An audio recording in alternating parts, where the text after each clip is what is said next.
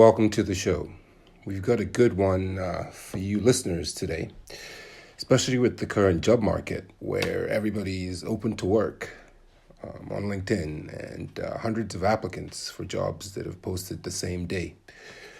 Everyone's looking for a job out there. Don't give up. People are still getting hired. So, what are we going to be talking about today?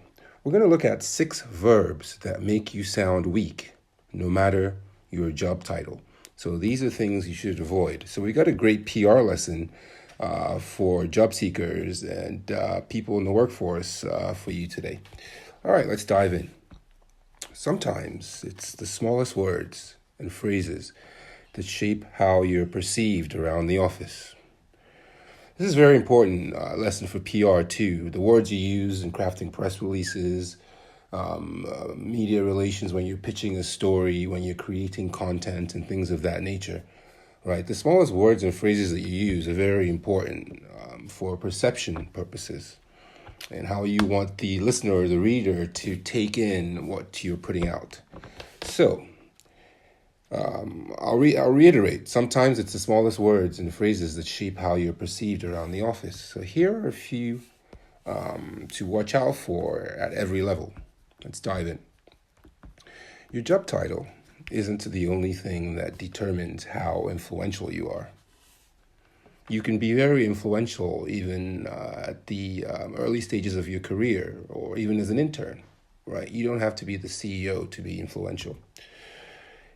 Every word you use at work expresses your personal brand, from your confidence and authority to your depth of knowledge, right? And it's verbs, those action words that should be the engine of a sentence that most often trip us up, right? So overusing certain weak verbs can make you sound weaker. 2, they can undercut your ability to inspire others and suggest to listeners, from top executives and colleagues to your direct reports, that you aren't really sure of yourself. So while there's certainly room for uncertainty in any workplace, you might want to trim these verbs from your vocabulary. Let's look at them. Number 1, think. Who doesn't use the expression "I think"? Your coworker might say, "I think we should move ahead with this project." Or your boss may tell you, "I think you've got a good idea." Harmless enough, right? The only trouble is that "think" doesn't sound definitive. It subtly saps the power of whatever follows it. Think derives from an Old English word, "pan-can" or "then-can," meaning to conceive in the mind, consider, meditate. In other words, you're subtly suggesting that you're still considering the position you espouse, that you're not sure of it. In ordinary conversation, "I think" is a throwaway phrase that won't even register on most people, but you may want to steer clear of it at work.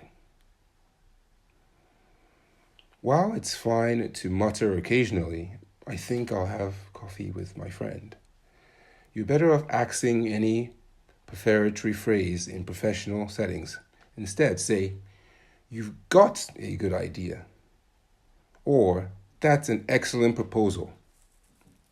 If you want a replacement verb, try, "I'm confident your plan will work." Number 2, need. When your boss says, "I need this report as soon as possible," she undercuts herself. Using "need" conjures up a feeling of dependency on the part of the speaker, rather than of obligation and responsibility on the part of the team. I once heard a vice president say to her subordinate, "I need you to do something for me." It made the tone of her request sound pleading rather than empowered. Simply put, "I need" makes you sound needy. To project more confidence, swap it with firm but polite phrases like, "Please have this report to me by next Friday." Number 3, want. Want is really similar to need. It suggests the speaker is wanting or lacking in some way. If a boss tells a subordinate, I want you to improve the quality of your work, that statement suggests the boss is not getting what she wants, which maybe she isn't. But the better way to get what you want is to simply set forth facts. Your work on this report needs to be higher quality. That puts the onus on the employee. Similarly, if you tell your boss, I want a raise, you've made an emotional appeal and signaled your lack of confidence. It's better to bring together a verb of conviction. I believe, or I'm convinced, and your reasons. So you'd say something like, I believe my pay and performance during the last year make a strong case for a raise. Number 4, guess.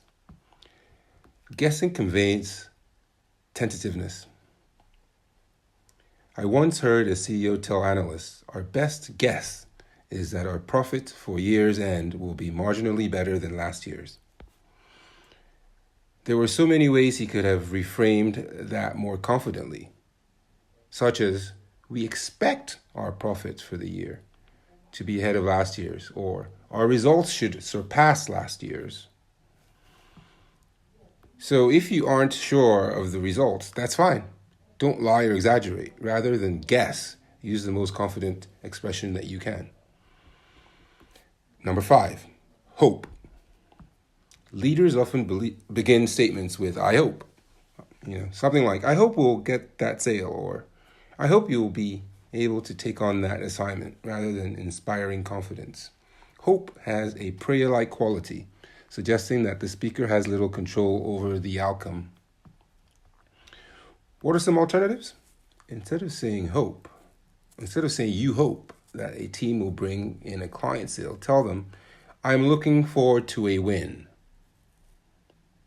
Or something like, I know you'll give it your all.